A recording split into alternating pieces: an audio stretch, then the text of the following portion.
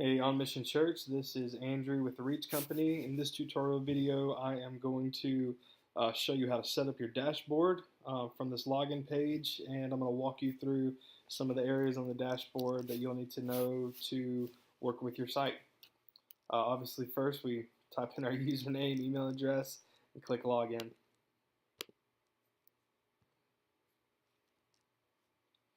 When this loads, it'll take us to our dashboard area. As you can see, there are a few of these like little widget areas right here. Your first time logging in, these are going to be mixed up. I would encourage you to put these similar to how I have right now. You can just click on each one and drag and drop. I have it set up to where you have my contact information here at the top. I put my analytics on the right side, and then the other piece of the site that gets used a lot on church sites are the forms areas. And so you can get an overview of your forms right here. There are a few others that aren't used as much, but there is an at a glance of your whole site, gives you some little information about it, and then activity for your recently published type stuff. These three right here will be the most important for your dashboard though. This is what you'll see every time you log in. Now I'm going to start at the top, and I'm up here in this little admin bar area, and then I'm going to work my way down. First is this right here is it just takes you to the site. So if you click it or you click visit site, it'll take you to the home page of your site. You can hover over new. If you guys incorporate a blog, you can add posts later, new pictures, media, sermons, etc. New page, sermon, event, or form. WP Rocket. WP Rocket is a premium cache caching plugin that I use. A cache is basically your browser's saved version of your website. And so every time you make a change, it's good practice to hover over WP Rocket and click Clear Cache. Forms, again, it'll take you to the forms area where you can view all your forms and create a new one. And over here is just your little area, and you can log out, edit your profile, etc. right there. I want to go through a few of these piece by piece. Post, you guys aren't using Post right now. If Pastor Corey decides he wants to start writing a pastor's blog or anything like that, we can incorporate that here. I'm going to click on Events, and Events brings up all the events information. As you can see, this looks pretty crazy right now. And your first time logging in, it's going to look just like this. And so the way we fix this is we don't need a lot of these things. And so we click on Screen Options here. And I don't need to see the SEO. SEO is search engine optimization. I don't need it to see that for events. I don't need to see comments for events. I don't need to see tags. What I do need to see, and I don't need to see the author. What I do need to see is the category, the analytics, and the start date and the end date. And you see, just unchecking those boxes cleans that right up. I click Apply. And when it loads again, it looks much cleaner here now. From here, we're going to have separate tutorials for a lot of these. So this is just the overview. But from here in events, you can add new events. You can edit categories, venues, organizers, etc. And when you click media, it takes you to your media library. This is where all the pictures and anything that you guys use on the site visually is going to be housed. And you can add new here, or you can click Add New up here at the top. You can also change the view of it. You can search over here. Maybe you're looking for your logo to add it somewhere. And then you can search by images or unattached, and a few different filters that you can use. Next is forms. You guys have a lot of forms on your site, and so this is a way that we keep them nice and tidy. And it's really easy to use forms. I'll show you in the page builder overview how I add forms to a site and how I manage them on the front end. Essentially, if I'm going to create another simple form, I just click duplicate, and I change the settings for that form, the confirmation that goes to the person that filled out the form, and the notification that comes to you. It's pretty easy to set up. You can view all the form entries right here. So this is the form entry that hasn't been viewed yet for the baptism form. and you can change it by your form right there. So these are the 4 people that have signed up for your weekly email since the site's gone live. You shouldn't have to mess with settings too much. Next we have pages. Pages are all the live pages that are on your site, and it's the same thing here. You can play around with these SEO settings if you like with your content. It's not really that important for a lot of these pages. It's already been optimized for the most part.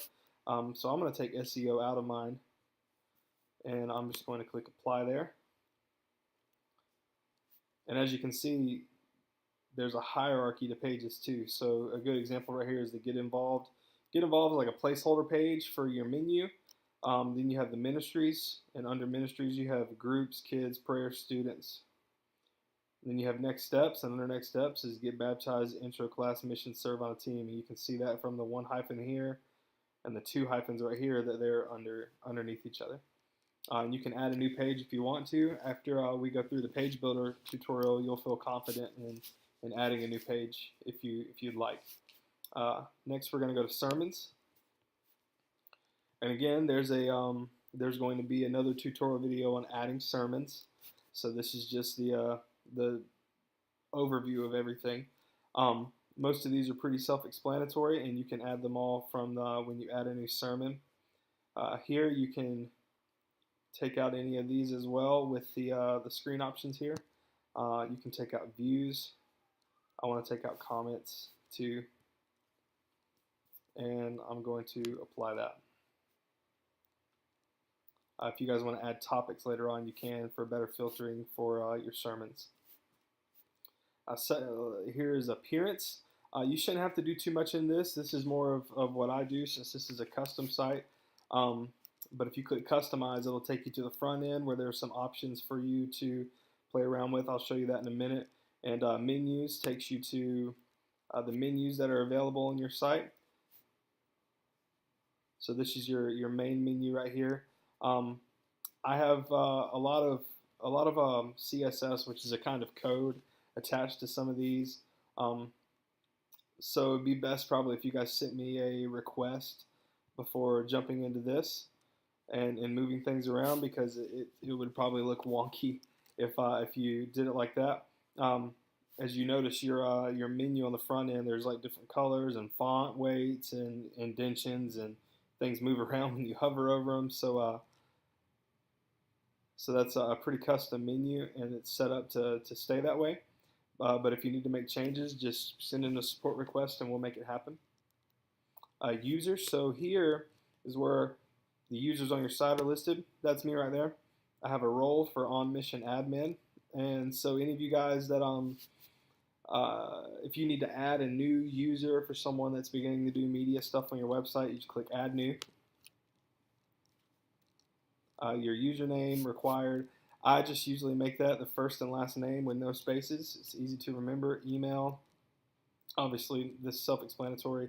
Now their role would be on mission admin. These others are more specific to just WordPress, and I leave them there for in case you begin blogging later on, or you begin some type of collective with your writing.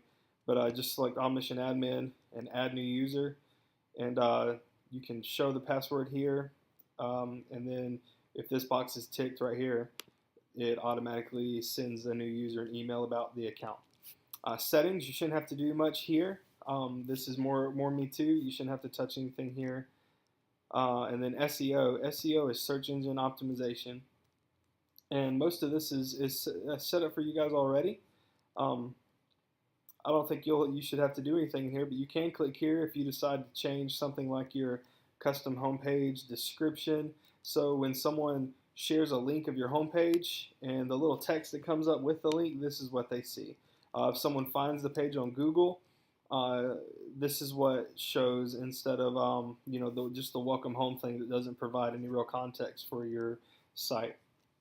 There are social media images right here. So whenever someone shares your website on Facebook, this is should be the image that shows. And none of the rest of this really is stuff that you guys need to worry about.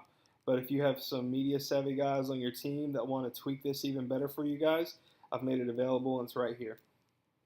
So I want to go back to Appearance, Customize, and so when we click Customize, this is still part of the dashboard area even though it's on the front end. It takes you to the front of your website and you can see that there are some things here that you can tweak.